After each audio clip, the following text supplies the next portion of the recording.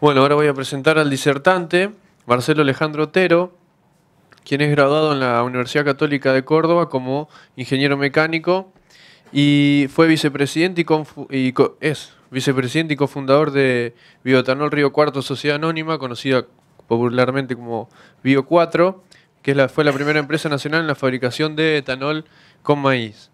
También es cofundador y expresidente de FADA, Fundación Agropecuaria para el Desarrollo de Argentina, que es una fundación dedicada a la generación de políticas públicas para el desarrollo de Argentina.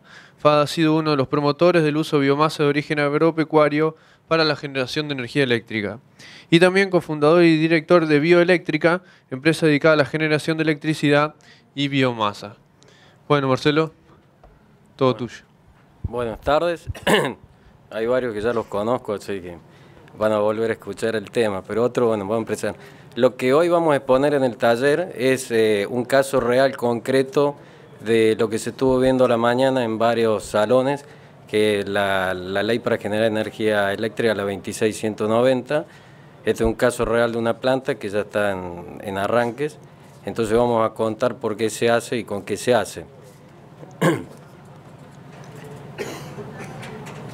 Esto empieza porque usamos maíz a veces se tiene en conocimiento que hay una competencia entre alimento versus grano y la realidad es que se optó por el maíz porque el maíz, más que alimento, es un proceso, un grano que capta la energía solar, la almacena en el almidón y esta es una manera de transformarlo y hacerlo en forma energética.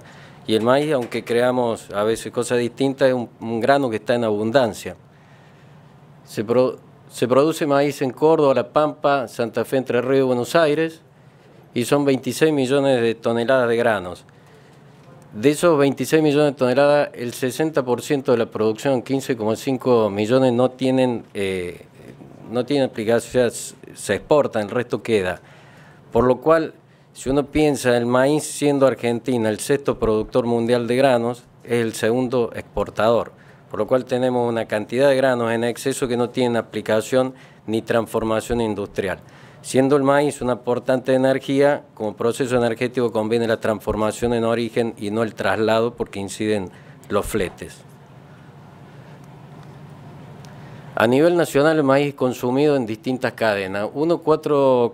Estos son datos del 2013, 1,4 millones de toneladas se consumen en glucosa y distintas aplicaciones de alimentos como granos, de harina de maíz y porridge, las hojuelas de maíz. 460.000 toneladas se consumen, que es un nuevo mercado que se abrió de bioetanol, que van a ver que va en aumento, esto ya es un dato viejo. 700.000 toneladas lo consume la cadena porcina. 2,8 millones de toneladas de grano de maíz lo consume la cadena aviar y 5,4 millones de toneladas lo consume la cadena bovina entre carnes y lácteos. Si nosotros vemos lo que significa el consumo del maíz como producto energético, nos damos cuenta que rápidamente la cadena del etanol en el año 2014 ya consumió más de 1 millón de toneladas, superó el consumo del cerdo en uso del maíz. Nosotros estamos viendo que Argentina tiene un excedente del 60% que no tiene aplicaciones. Por eso es que necesitamos de forma rápida e inmediata que sea consumido si queremos ampliar las áreas maiceras. Cuando uno piensa en todos los mercados que actualmente están consumiendo maíz, como el caso del etanol que se amplió tan rápidamente, la forma de hacer que estos granos estén inmediatos, entren al mercado, es independizarse de los ciclos biológicos.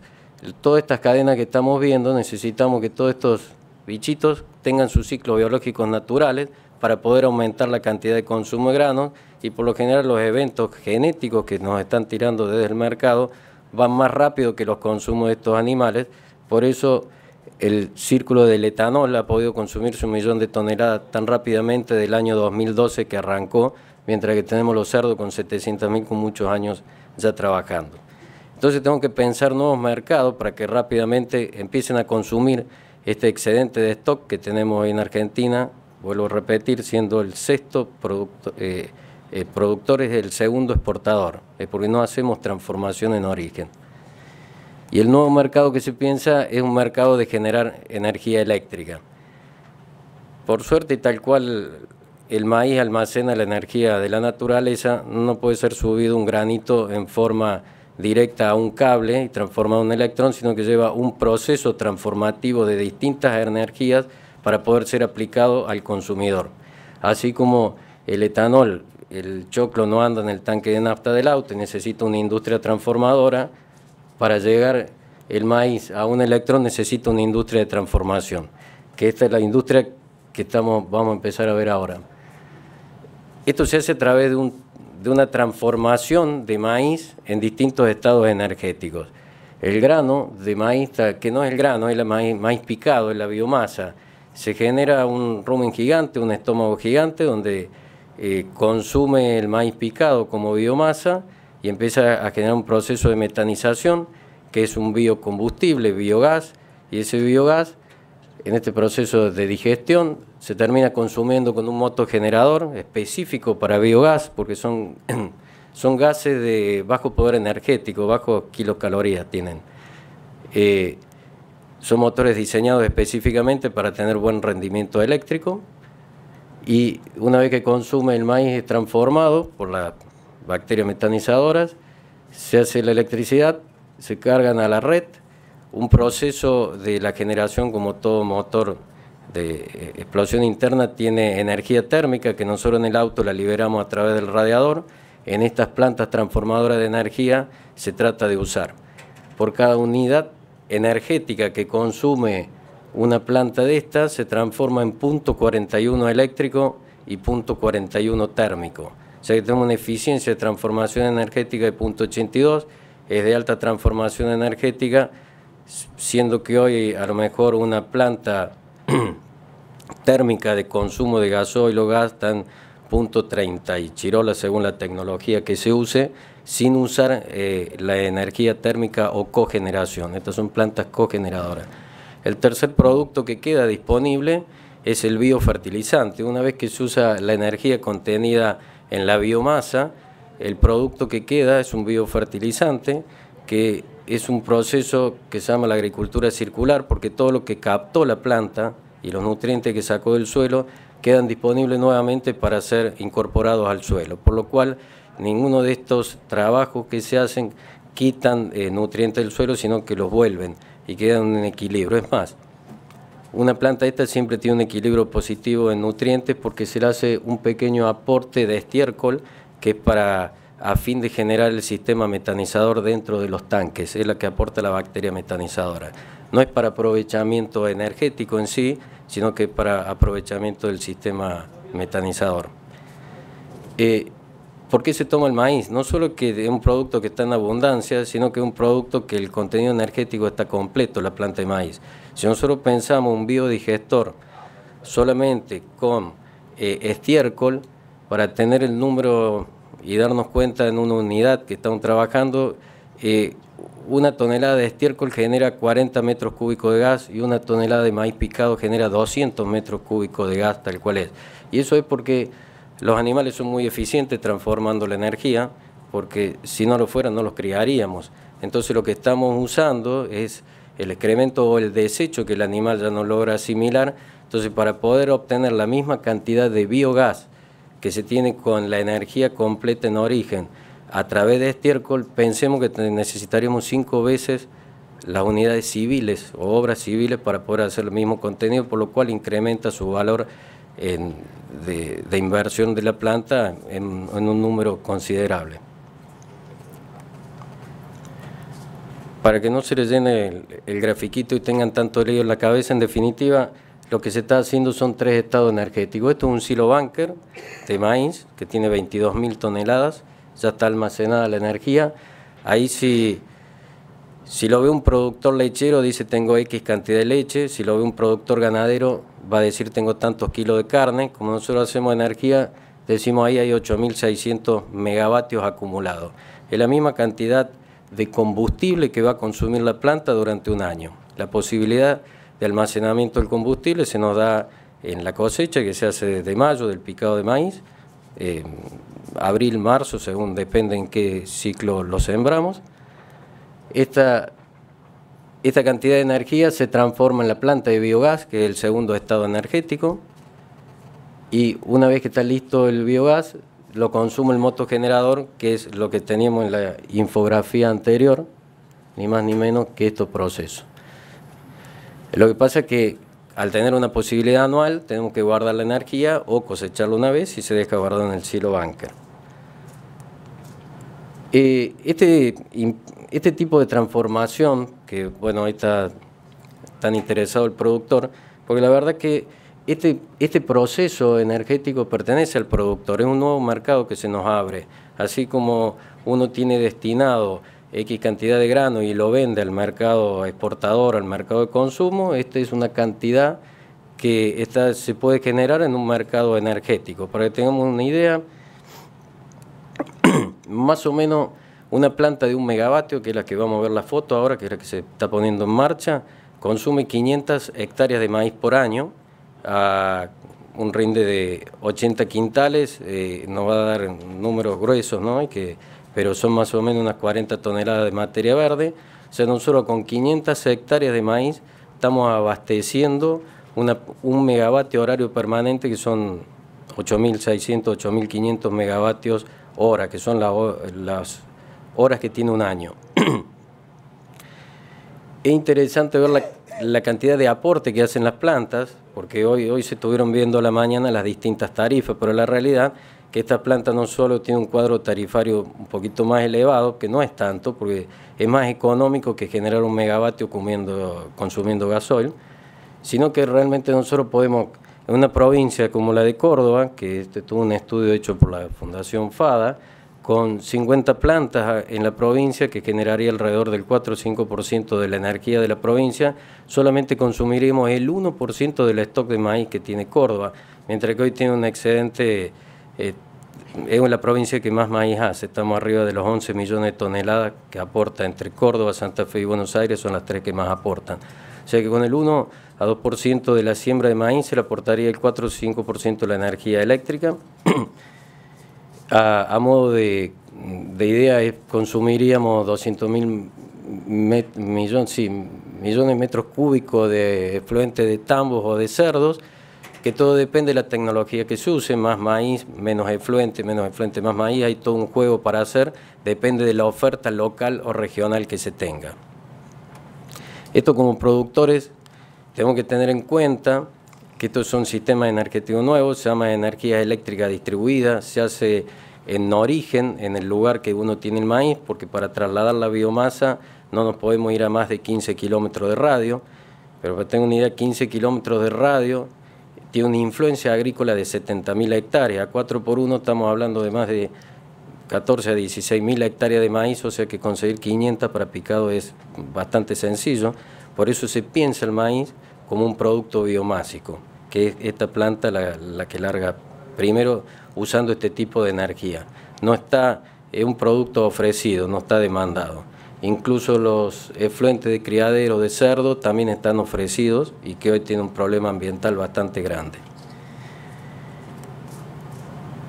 Esta planta, más allá de que haga ahorro de divisas, cada planta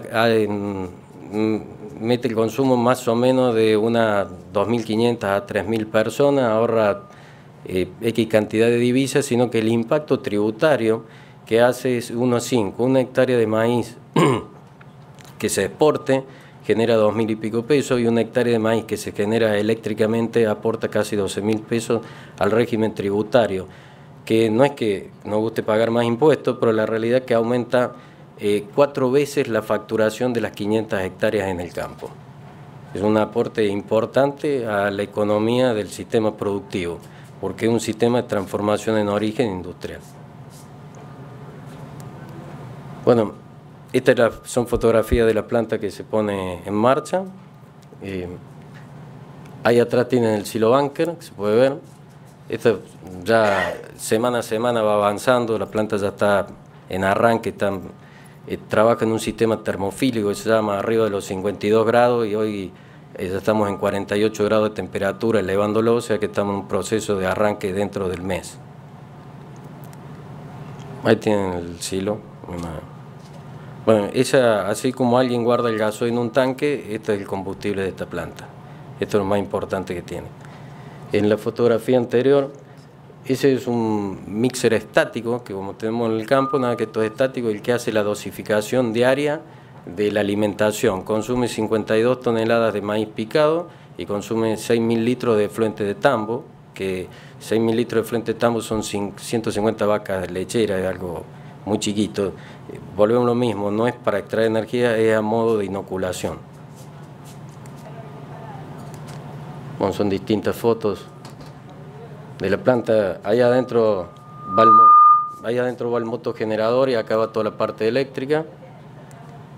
Estos son los intercambiadores de calor en las distintas salas que tienen para sostener la planta en funcionamiento y a la temperatura que requiere. Bueno, las famosas plantas que se ven en Europa, esto no es Europa, esto es Río Cuarto. Estamos teniendo un modelo de transformación regional. Ahí no significa que ya haya biogás, eso es porque está sostenido con una presión interna para que ese techo se eleve. El 95% del gas se genera acá, pero la acumulación va en ese techo y acá está toda la unidad motogeneradora.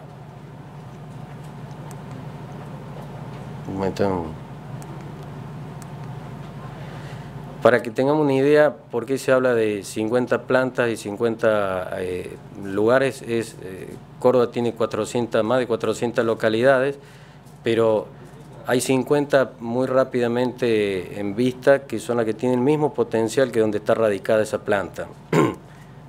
En el departamento de Río Cuarto tengo para nombrar algunos, hay más también dando vueltas, pero estos son todos lugares con el mismo potencial para hacer energía en origen.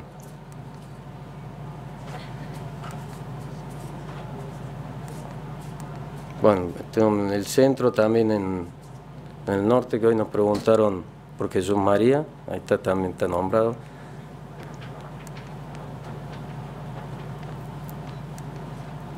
Bueno, la empresa se llama Bioeléctrica.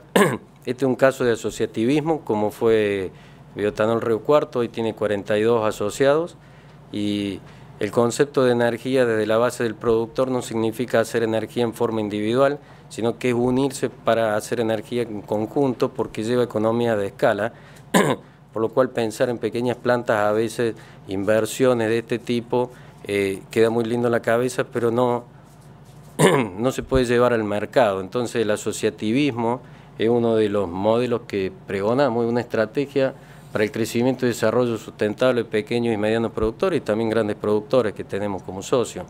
Desde Bioeléctrica solo pregonamos el armado de este tipo de plantas en cada una de las localidades, que se haga un estudio de ingeniería conceptual y ver si la radicación va o no, y la parte más compleja, que es subir el electrón a la red desde Bioeléctrica. Quien tenga intenciones los podemos acompañar y mostrarles cómo se hace o hacerlo de la mano, porque a veces hay una cierta confusión.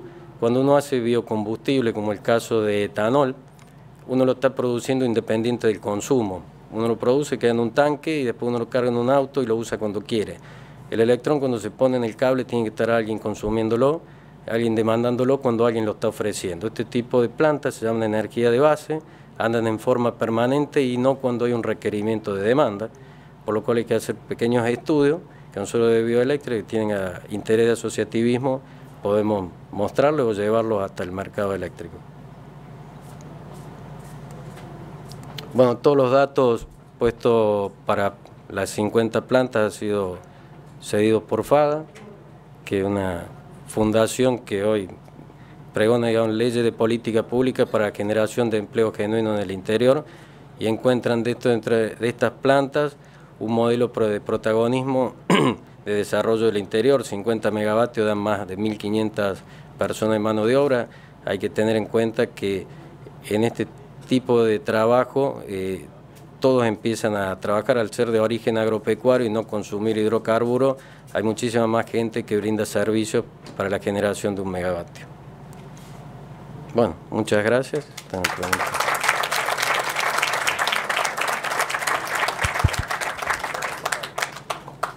Bueno, muchas gracias, Marcelo. A ver las preguntas, ¿quién comienza? Ya tenemos varias manos levantadas.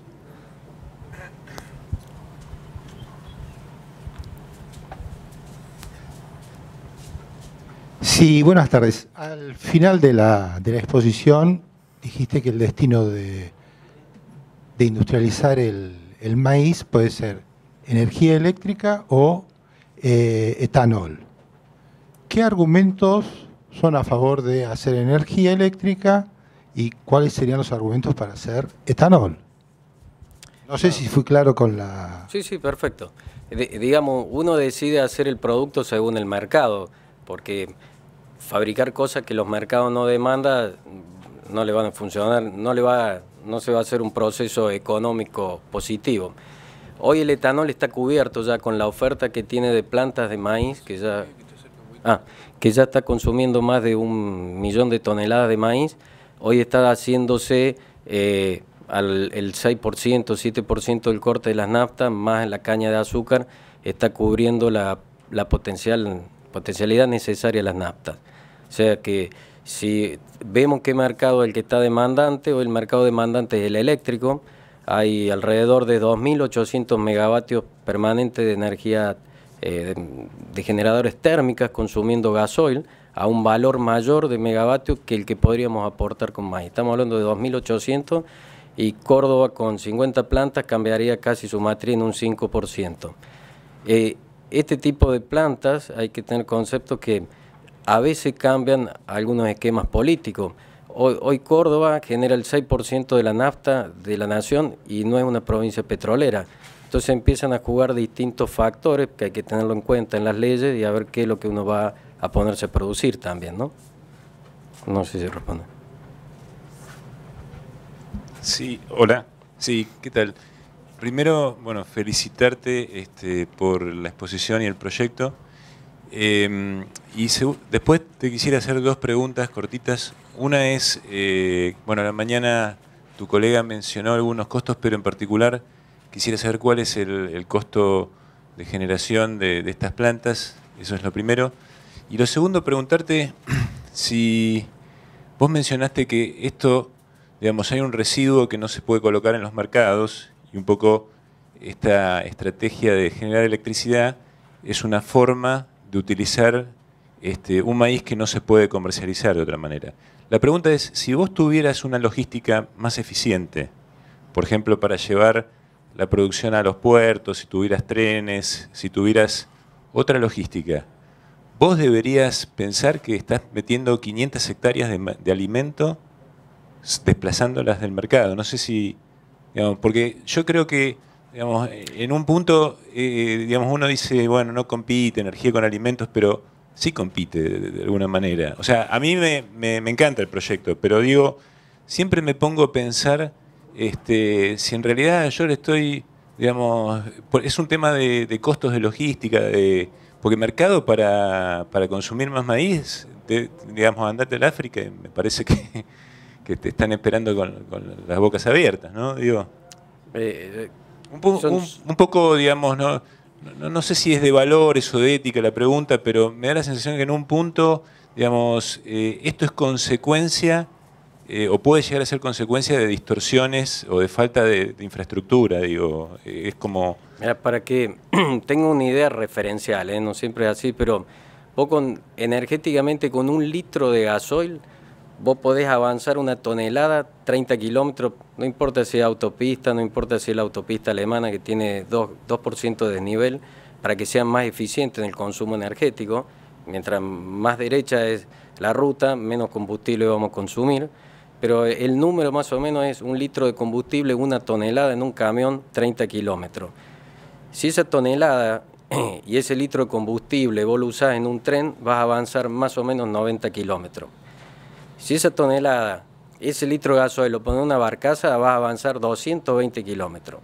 Bueno, ahora te digo, saca vos la cuenta, si esa tonelada la pongo en un cable, ¿a cuántos kilómetros la llevo? Es infinito. O sea que no es un problema de logística, un problema de eficiencia energética. El ser humano, vos como ser humano, para que vos puedas vivir en un día vas a consumir 2.400 kilocalorías de maíz. O sea que con 1 kilo de maíz te está sobrando, porque tiene 3.200. Pero para llegar al Congreso de Apresita consumiste 50.000 kilocalorías, porque estoy seguro que consumiste 5 litros de nafta, que cada Sí, uno pero tiene. no, con la nafta no desplacé, no dejé de alimentar a nadie. O sea, yo produzco nafta y no dejo de alimentar a la gente porque produzco nafta, porque la nafta no es comestible, el maíz sí. Ese es el punto. Por eso, hoy hay un excedente de energía. El maíz no es un producto un producto comestible, un producto energético. En todas las dietas es usada para reemplazar energía. Doy energía con maíz, o doy energía con sorgo, o doy energía con bagazo, o doy energía con un producto energético. Entonces hoy el problema del hambre no es un problema productivo, es un problema de distribución sociopolítica, que no es mi ámbito, yo soy ingeniero, no soy político.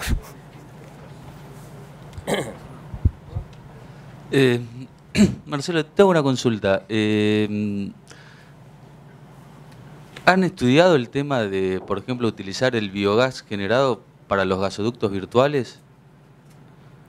Sí, no lo estudiamos, pero hay casos concretos que ha hecho el mundo.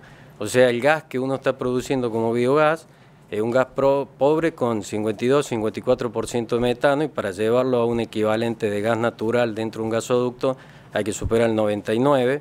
Eso significa limpieza de gas y eso significa... Pero perdón, yo no me refiero a inyectarlo a la red Sí. con gas, sino que yo he visto...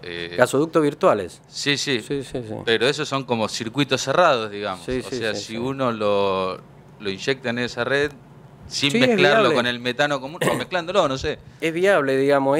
Fíjate que es un segundo estado de la transformación. Ahí mostramos el primer estado, que es el almacenamiento energético del maíz picado, el segundo estado, que es la transformación a biogás, y un tercer estado de un consumidor de biogás, que es un motogenerador, pasándolo a electrón, por una demanda puntual que tenemos de electricidad, pero puntualmente puede haber lugares donde tengan demanda de biogás y no necesitan la transformación eléctrica. Hay una... Perdón, ¿y el costo que yo te había preguntado de generación? Bueno, el costo de la energía, acá hay especialistas que han venido a la sala, por eso no quiero hablar mucho, pero el costo energético de generar un megavatio eléctrico a través de esta biomasa hoy es muy competitivo, porque Argentina está importando el gas licuado de petróleo a $17 el millón de BTU, y nosotros estamos con una producción de combustible para la planta de alrededor de... Se necesitan 10 millones de BTU para hacer un megavatio eléctrico, es la unidad energética, ¿no?, para transformarla. O sea que vos estarías requiriendo $170 solamente de gas natural, de regasificación. Estos están por debajo, en los 150. La energía se divide en dos etapas, que es potencia y energía. El hecho de no consumir energía tiene un costo, y si no, cada uno de nosotros lo podemos ver en nuestra casa, que no prendamos la luz durante 2 meses, pero la factura te llega igual. ¿Por qué? Porque el derecho a acceder a la energía significa pagar potencia. Alguien invirtió en una infraestructura para que vos tengas el derecho de consumir esa energía, y eso se llama la potencia. Ahora, si la consumo, que prendo la lamparita o la uso en microondas, eso es la energía. Entonces las tarifas tienen una distinción y una división, y cada una de las distintas tecnologías, ya sea la hagas a través de este tema, estas son plantas muy difundidas, ¿no?, en el mundo, a través de esta tecnología, la haga a través de una turbina, de un motogenerador o una hídrica, hasta la nuclear, tiene una distinción de costo, potencia y energía. Esta es más o menos una tarifa, anda alrededor de los $280, que son más baratas que el delivery de gasoil, que superan los $300 hoy.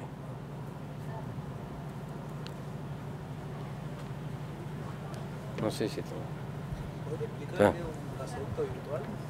Los gasoductos virtuales se han hecho en distintas poblaciones. Si puede explicar qué es un gasoducto virtual. Se han hecho en distintas localidades en el sur de Córdoba, propiamente hay varias, donde se juntó a través del cooperativismo, hicieron una red de gas dentro del pueblo, y la verdad que no viene de un gasoducto, sino que está un tubo de estos bombones que le carga GLP, gas licuado, y cada uno consume, entonces te evitas la recarga de ir a andar con el tubo de 50 kilos. Ahora el costo es el mismo, ¿no? Entonces, la pregunta fue específica si ese gasoducto virtual se puede alimentar con otra fuente de gas y no específicamente GLP. O sea, todo es viable, todo es energía en definitiva. Yo me refería No, Yo tengo familiares en la localidad de Jovita, de mi señora. ¿tienen gasoducto virtual? Pero es gas metano el que llega ahí. Sí, es sí. el gas natural comprimido, Sí. el mismo que el de los autos, no es el GLP, el gas licuado. Se Perfecto, comprime... Pero es un gasoducto virtual que tienen dentro del pueblo. Sí, que está- llevan en camión, llevan el gas natural comprimido como si fueran muchos tanques de los autos a GNC, o sea, es un Sí, container exacto. lleno de tanques de ese tipo, lo depositan en una planta que de ahí lo distribuyen por una red, como la red de gas natural de cada pueblo, pero es cerrada, digamos, exclusiva para ese pueblo. No está en contacto con otro pueblo. Entonces, Sí, más allá que la sea pregunta era GLP, que sea reemplazar, gana- es Sí, más barato por ahí quizás, en el corto plazo, asistir a esa localidad con gas natural de esa manera que llevar todo un gasoducto que por ahí se hacen falta varios cientos de kilómetros, instalaciones Es productoras factible. y que no tenemos. Gas que no Toda tenemos. la transformación energética en origen distribuida es más eficiente que llevarla más lejos, salvo la fuente de hidrocarburos. Nosotros pongámonos a pensar que el mundo está pensado para productos de densidades distintas. Si uno va y quiere cargar una tonelada de grano en un barco, está pensado para 1 metro cúbico una tonelada, 0.8 el maíz, 0.80 y pico la soja.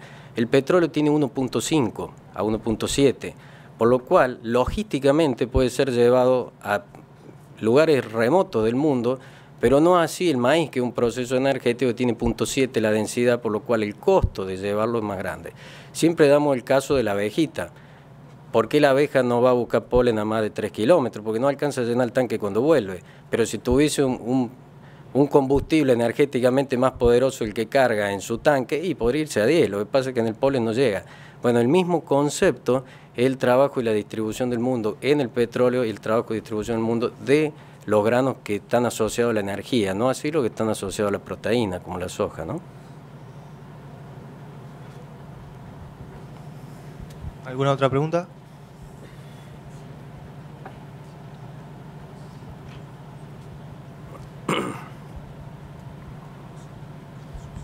Vos mencionaste maíz y en un momento mencionaste sorgo también.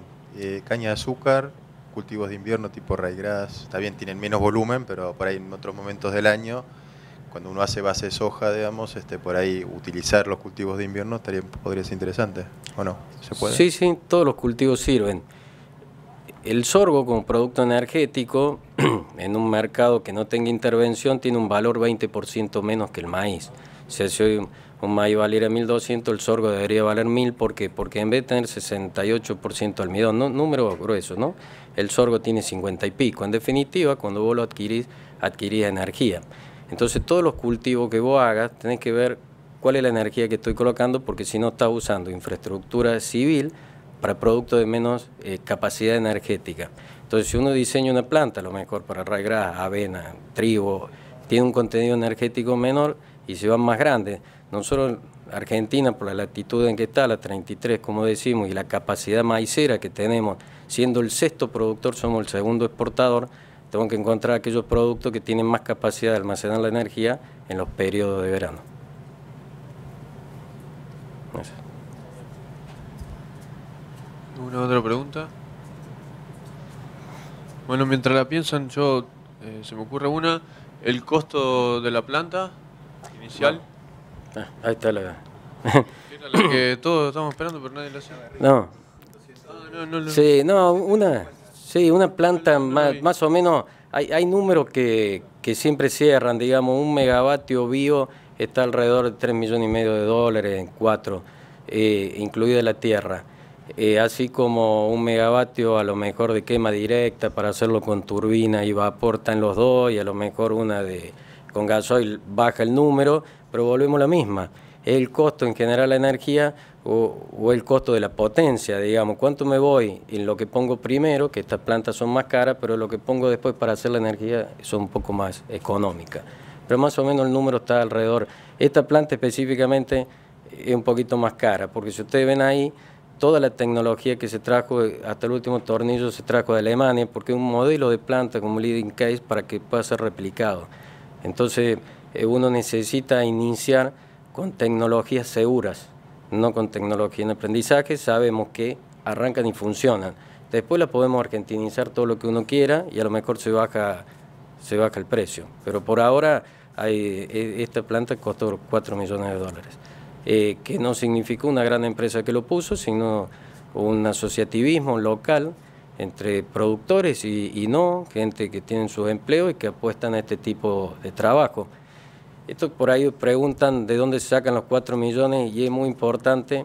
El gran competidor de una inversión de esta planta, y espero que no haya acá algún constructor, son los departamentos. Realmente uno está volcando dinero y capital a sistemas productivistas y no al sistema rentista, que es poner un departamento y cobrar una cuota. Acá todos trabajamos en la comunidad. ¿Cuánta gente emplea, dijo? Y bueno, sí, esta indirectamente llegan hasta 25.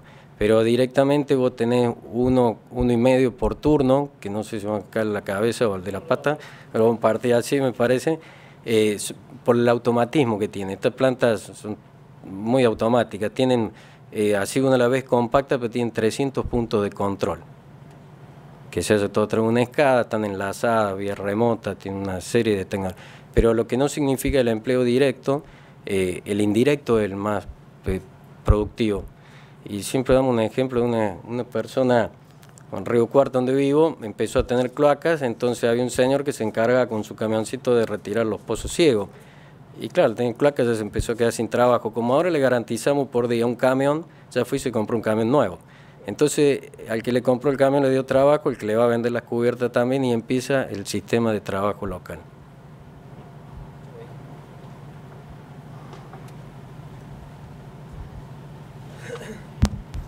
No, una cortita a lo mejor, sumándome a lo que vienen hablando, más que el costo inicial sería el plazo de amortización y la vida útil que uno esperaría de estas plantas. El plazo de amortización es como las tarifas son en dólares, se piensan siempre en una amortización alrededor de los 7 a 8 años que está hecho en esta planta, y la vida útil del sector de biogás. Y hoy todavía no se conoce porque hay plantas de 20 años que siguen funcionando igual, con mínimos cambios que se le van haciendo en parada de planta. Ahora, del motogenerador específicamente depende de la tecnología que uno use. Tienen recambio de aceite, como recambio de piezas tal cual que lo da quien vende este tipo de motogenerador, y va a un overhauling completo que se cambia a las 60.000 horas, a 8.200 o 400 horas por año. Estamos arriba de los 7 años. El reemplazo que está en la amortización de la tarifa, ¿no? ¿Alguna otra pregunta? Tenemos.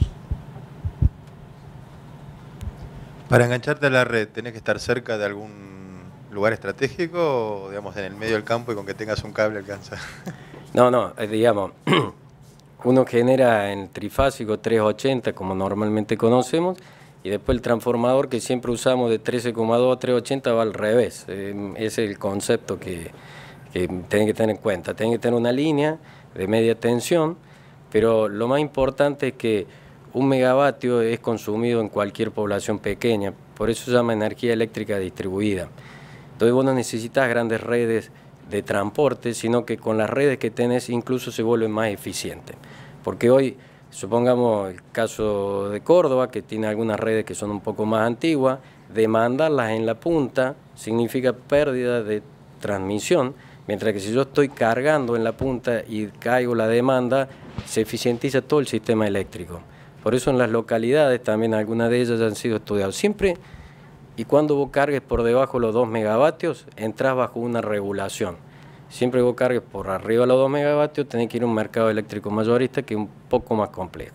Lo que no significa que no se pueda, ¿no? Todo depende. Sí. Sí, en San Luis, Yanquetruz, ¿no? Creo que se llama la planta, está terminada hace bastante tiempo y todavía no logra conectarse a la red. ¿Sabés cuál es el problema? Sí, Yanquetruz tiene una tecnología distinta. Yanquetruz, primero que el concepto de la radicación de la planta, no soy acá, tuvimos la posibilidad de visitarlo y nos explicaron. Ellos hacen la planta para tratar los efluentes del criadero de cerdo, por lo cual una X cantidad de efluentes va a ser la generadora de energía. para que no se le vaya tan grande el volumen de las obras civiles, lo recargan con energía completa, con maíz picado, sorgo picado. Entonces el concepto de trabajo es un poco distinto y a su vez la planta trabaja en una tecnología que se llama mesofílica, que está alrededor de los 30 grados, que tienen otra curva de generación de gas. Estas plantas son específicamente para electricidad con alta eficiencia de uso de la energía de maíz, que se llama termofílica, trabaja a los 50 grados.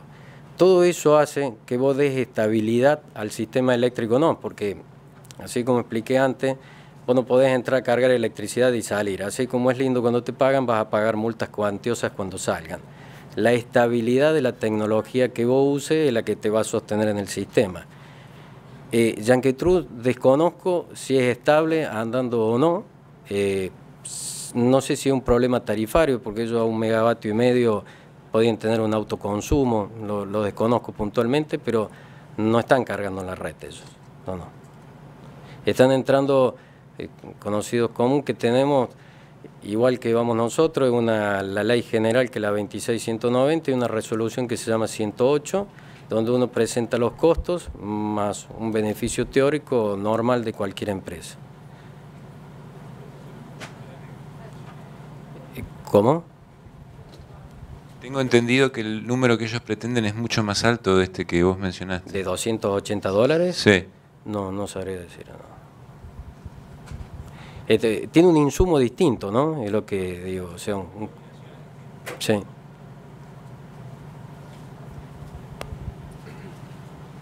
¿Alguno más? Allá.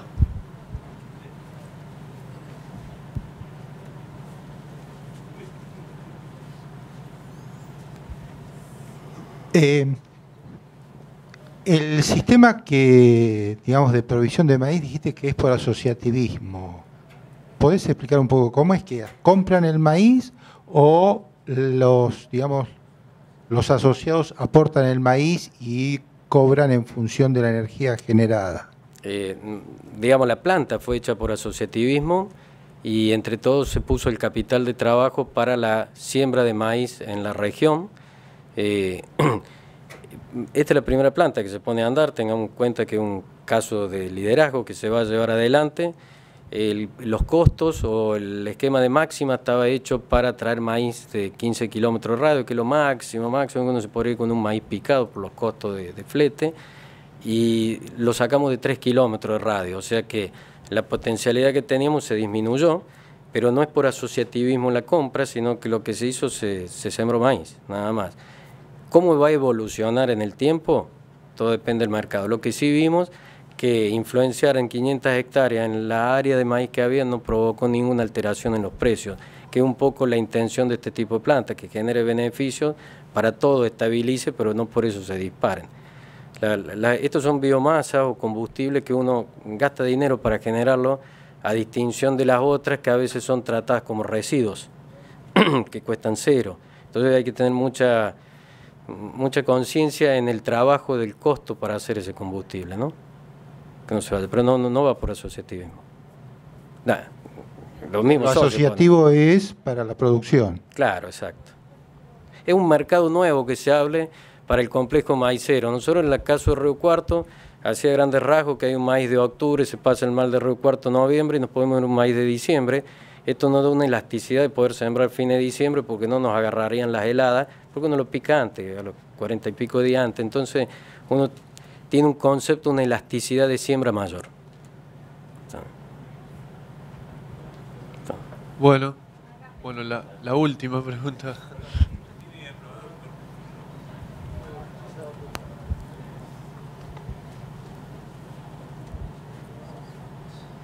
Perdóname que vuelva. ¿Esto está aprobado, tiene aprobación de resolución 108 y tiene tarifa especial? Bueno, si hoy tuvieron en el módulo que se hizo la mañana, sí. Las tarifas son, los contratos son 1 a 1. O sea, en la 108 va una tarifa. Lo que nosotros hoy tenemos como costo de producción y generación, no necesariamente una planta al lado puede tener la misma, porque a lo mejor consigue más abundancia de biomasa, a lo mejor consigue otras cuestiones o una inversión más económica o más cara que le da un número más caro en el megavatio generado, pero va uno a uno. O sea, uno va contrato a contrato, no es que hay una licitación, 50 megavatios, 280 y uno entra, no, se va planta a planta, generación a generación. Es por la 108. Sí, la 108. Bueno, ahora sí nos quedamos sin tiempo. Le agradecemos entonces a Marcelo. Muchas gracias.